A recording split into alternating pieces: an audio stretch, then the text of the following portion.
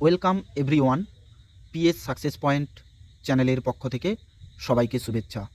আশা করি প্রত্যেকে ভালো আছো। আজকের এই ভিডিওতে 5th সেমিস্টার ইতিহাস অনার্স ডিএসসি 2 এই পেপারের ওপর দুটো পার্ট রয়েছে। একটি হচ্ছে মডার্ন ট্রান্সফরমেশন অফ জাপান, আর একটি পার্ট হচ্ছে women and social change in 19th century.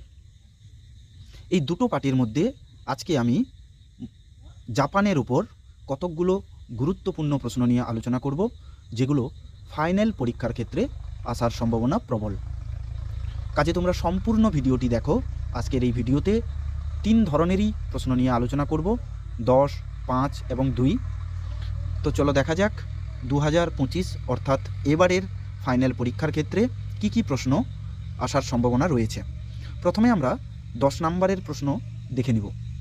10 নম্বরের যে সমস্ত প্রশ্নগুলো ইম্পর্টেন্স, তার মধ্যে প্রথম দাগে যেটি আমি রেখেছি সেটি হলো প্রথম চীন জাপান যুদ্ধের পরিস্থিতি আলোচনা করো।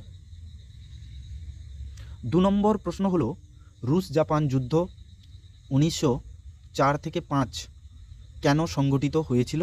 পাঠ প্রশ্ন, এই যুদ্ধে জাপানের বিজয়ের তাৎপর্য কী ছিল? এই দুটি প্রশ্ন ভীষণ ইম্পর্টেন্স। 3 নম্বর প্রশ্ন যেটি সাজেশন হিসেবে রেখেছি, টোকুগাওয়া শাসনকালে জাপানের সামাজিক কাঠামো বিশ্লেষণ করো। 4 নম্বর প্রশ্ন হলো মেইজি জাপানের অর্থনীতিতে কৃষি সংস্কারের প্রভাব মূল্যায়ন করো। এই প্রশ্নটিও ইম্পর্টেন্স। 5 নম্বর প্রশ্ন হলো পশ্চিমী ভাবধারা মেইজি জাপানের আধুনিকীকরণে কতটা প্রভাব ফেলেছিল? 6 নম্বর প্রশ্ন হলো পূর্ব এশীয় রাজনীতির ইতিহাসে সিমোনোসেকের সন্ধির তাৎপর্য কিভাবে ব্যাখ্যা করবে? 7 নম্বর প্রশ্ন হলো জাপানি সাম্রাজ্যবাদের তীব্রতা এবং বৃদ্ধিতে দূরপ্রাচ্যে প্রথম বিশ্বযুদ্ধের প্রভাব আলোচনা করো। 8 নম্বর প্রশ্ন হলো প্রথম বিশ্বযুদ্ধের পর জাপানে সংসদীয় গণতন্ত্রের ব্যর্থতার কারণগুলি নির্ণয় করো। আমি জাপান থেকে 10 নম্বরের সম্ভাব্য 8খানা প্রশ্ন দিয়েছি। প্রত্যেকটি প্রশ্ন ভীষণ ইম্পর্টেন্ট। অবশ্যই তোমরা দায়িত্ব সহকারে প্রত্যেকটি প্রশ্ন দেখে যেও শেষ সময়ে। আশা করি এর মধ্যে থেকে তোমরা কমন পেয়ে যাবে। এরপরে আমরা দেখে নিব 5 নম্বরের কী কী প্রশ্ন এবারে আসার সম্ভাবনা রয়েছে। 5 নম্বরের প্রথম প্রশ্ন হলো মেইজি সরকার শিক্ষাক্ষেত্রে যে সংস্কার এনেছিল তা নিয়ে সংক্ষিপ্ত আলোচনা করো। এই প্রশ্নটি ভীষণ ইম্পর্টেন্ট। শিক্ষা সংক্রান্ত বিষয় এবারে আসার সম্ভাবনা প্রবল রয়েছে। 2 নম্বর প্রশ্ন হলো জাইবাৎসু জাপানের অর্থনীতিতে কী ভূমিকা পালন করেছিল? এই প্রশ্নটিও ভীষণ ইম্পর্টেন্ট। 3 নম্বর প্রশ্ন হলো দ্বিতীয় বিশ্বযুদ্ধে জাপান কেন যোগ দেয়? এই প্রশ্নটিও ভালো করে দেখে রাখবে। 4 নম্বর প্রশ্ন হলো জাপানের ইতিহাসে 1902 সালের অ্যাংলো জাপান জোটের পটভূমি ব্যাখ্যা করো।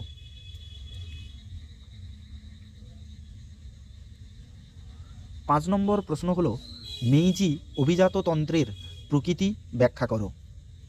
6 নম্বর প্রশ্ন হলো তুমি কি মনে করো যে ওয়াশিংটন সম্মেলন একটি মহাশক্তিধর হিসাবে জাপানের অবস্থানকে মজবুত করেছিল?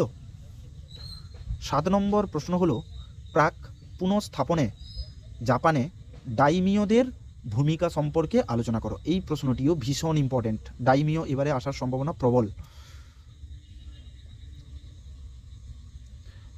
8 নম্বর প্রশ্ন হলো টিকা লেখো চীনের ওপর জাপানের 21 দফা দাবি।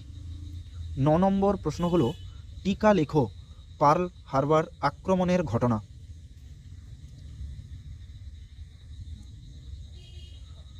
10 নম্বর প্রশ্ন হলো জাপান কেন মাঞ্চুরিয়া আক্রমণ করেছিল? পাঠ প্রশ্ন, এই ঘটনায় বিভিন্ন পশ্চিমী রাষ্ট্রগুলির প্রতিক্রিয়া কী ছিল? 11 নম্বর প্রশ্ন হলো জাপানের চাউল দাঙ্গা আলোচনা করো। 12 নম্বর প্রশ্ন হলো মাঞ্চুরিয়া সংকটে জাতিসংঘের ভূমিকা নিরূপণ করো। 13 নম্বর প্রশ্ন হলো তুমি কি মনে করো জাপানের সামরিক ব্যবস্থা সামুরাইদের ওপর নির্ভরশীল ছিল? 14 নম্বর প্রশ্ন হলো জাপানে সমাজতান্ত্রিক আন্দোলনের উদ্ভব ও বিকাশ সম্পর্কে যা জানো লেখো।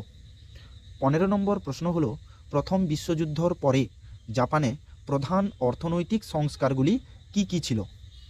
16 নম্বর প্রশ্ন হলো জাপানের দ্বৈত শাসন ব্যবস্থা বলতে কি বোঝো? পাঠ প্রশ্ন, এই ব্যবস্থা অবসানের কারণগুলি নিরূপণ করো।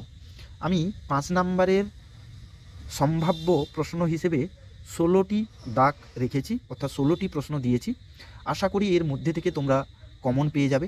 তবে প্রত্যেকটি প্রশ্ন অবশ্যই দায়িত্ব সহকারে তোমরা দেখে যেও, আর যে সমস্ত প্রশ্নগুলো স্টার দেওয়া আছে ওই প্রশ্নগুলো অবশ্যই তোমরা ভালোভাবে পড়ে যাবে।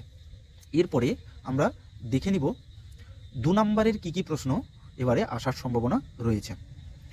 2 নম্বরের প্রথম প্রশ্ন যেটি সাজেশান হিসেবে রেখেছি, সামুরাই কারা ছিল? 2 নম্বর প্রশ্ন হলো দাইমিও এর ওপর সংক্ষেপে লেখো।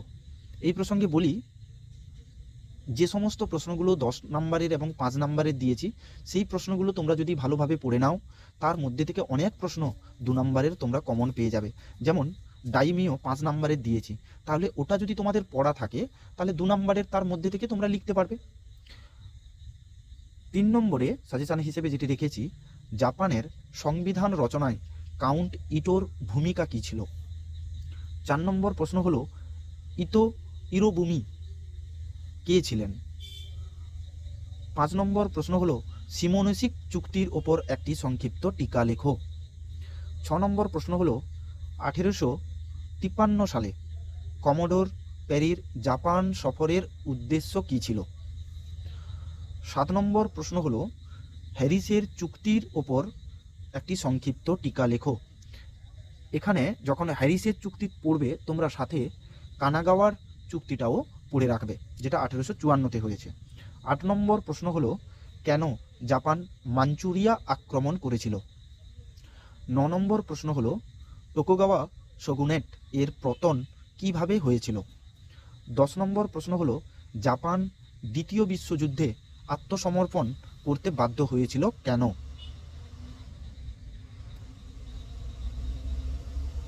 11 নম্বর প্রশ্ন হলো মেইজি যুগে জাপানের সামাজিক সংস্কার সম্পর্কে অতি সংক্ষেপে লেখো। 12 নম্বর প্রশ্ন হলো ফোর্থ মাউথ চুক্তি কবে এবং কাদের মধ্যে স্বাক্ষরিত হয়েছিল? 13 নম্বর প্রশ্ন হলো বাকুফু সম্পর্কে তুমি কি জানো? 14 নম্বর প্রশ্ন হলো তুমি কি সাইগো তাকামোরিকে সবচেয়ে বিখ্যাত সামুরাই হিসেবে মনে করো? 15 নম্বর প্রশ্ন হলো কবে এবং কার দ্বারা টোকুগাওয়া শোগুনেটের প্রতিষ্ঠা হয়? 16 নম্বর প্রশ্ন হলো জাপান কেন পার্ল হারবার আক্রমণ করেছিল?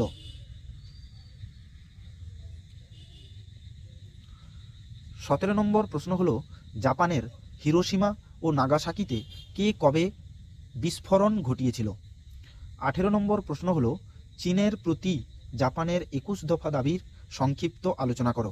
এই প্রশ্নটিও আমি 5 নম্বরের দিয়েছি, সেখান থেকে 2 নম্বরের তোমরা লিখে নিতে পারবে। 19 নম্বর প্রশ্ন হলো জাপান কেন জাতিসংঘ পরিত্যাগ করে?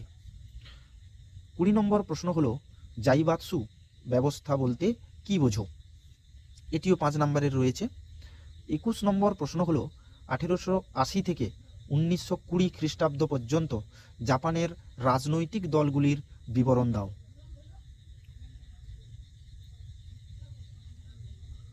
22 নম্বর প্রশ্ন হলো জাপানে শিন্টো ধর্ম জনসাধারণের সম্রাটের প্রতি আনুগত্য ও উগ্র জাতীয়তাবাদের ভিত্তি হিসেবে কিভাবে কাজ করত? 23 নম্বর প্রশ্ন হলো মেইজি যুগে জাপানে শিক্ষা ব্যবস্থায় তুমি কি উন্নতি দেখো? 24 নম্বর প্রশ্ন হলো তানাকা মেমোরিয়াল বলতে কি বোঝো? 25 নম্বর প্রশ্ন হলো টোকুগাওয়া শোগুনতন্ত্রের গুরুত্ব আলোচনা করো।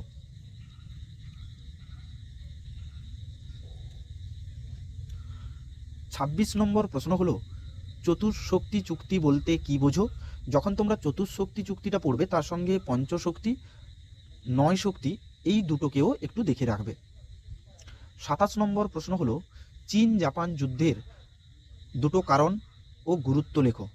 দুটো কারণ একসাথে দুটো আসবে না, হয় তোমাকে দুটি কারণ লেখো, না হয় দুটো গুরুত্ব লেখো, এরকম আলাদা আলাদা করে আসতে পারে। চীন জাপান যুদ্ধ তো আমি 10 নম্বরে দিয়েছি, সেখান থেকে তোমরা লিখে নিতে পারবে। 28 নম্বর প্রশ্ন হলো রুশ জাপান যুদ্ধের দুটি কারণ ও দুটো গুরুত্ব। রুশ জাপান যুদ্ধটাও সাজেশানে 10 নম্বরে রয়েছে, এটাকেও তোমরা ওখান থেকে পড়ে নিতে পারবে। 29 নম্বর প্রশ্ন হলো ইঙ্গো জাপান মৈত্রী জোটের দুটি কারণ ও গুরুত্ব লেখো, সাথে শর্ত দুটো করে রাখবে। 30 নম্বর প্রশ্ন হলো জাপানের দুটি সামাজিক শ্রেণীর নাম লেখো। 31 নম্বর প্রশ্ন হলো মেইজি সংবিধান কবে কার নেতৃত্বে গৃহীত হয়।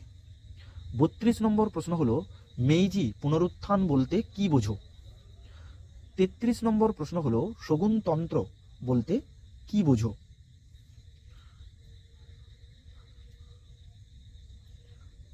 34-এর দাগে রেখেছি এগুলি বলতে কি বোঝো, অর্থাৎ কয়েকটি টার্ম রয়েছে, এগুলো দুটো বা একটা করে এগুলো বলতে কি বোঝো আসতে পারে। ডাইমে বা ডাইমিও, বুসিডো, রোনিন, হেইমিন, সিম্বুন, কোতাকু ঘটনা, এই টার্মগুলো তোমরা ভালো করে একটু পড়ে যেও। এই হচ্ছে 2 নম্বরের 34টি দাগ রেখেছি সাজেশান হিসেবে। এর বেশিরভাগ প্রশ্ন যেগুলো 10 এবং 5-এ সাজেশান হিসেবে রেখেছি তার মধ্যে থেকে তোমরা কমন পেয়ে যাবে। তাছাড়াও তোমরা যতগুলো প্রশ্ন দিয়েছি 5, 10 এবং 2, প্রত্যেকটি দাগকে যদি ভালো করে তোমরা দেখে যাও, আশা করি তোমরা 2, 5, 10 ফাইনাল পরীক্ষাতে তোমরা কমন পেয়ে যাবে। তোমাদের যদি কারোর কোনো সমস্যা থেকে থাকে তোমরা কমেন্টে জানাও। তাছাড়া এই নাম্বারে তোমরা হোয়াটসঅ্যাপ করতে পারো, আমি চেষ্টা করব তোমাদের সমস্যাগুলো সমাধান করে দেওয়ার জন্য। সবাইকে পিএস সাকসেস পয়েন্ট চ্যানেলের পক্ষ থেকে অসংখ্য ধন্যবাদ। সবাই ভালো থেকো, মন দিয়ে পড়াশোনা করো।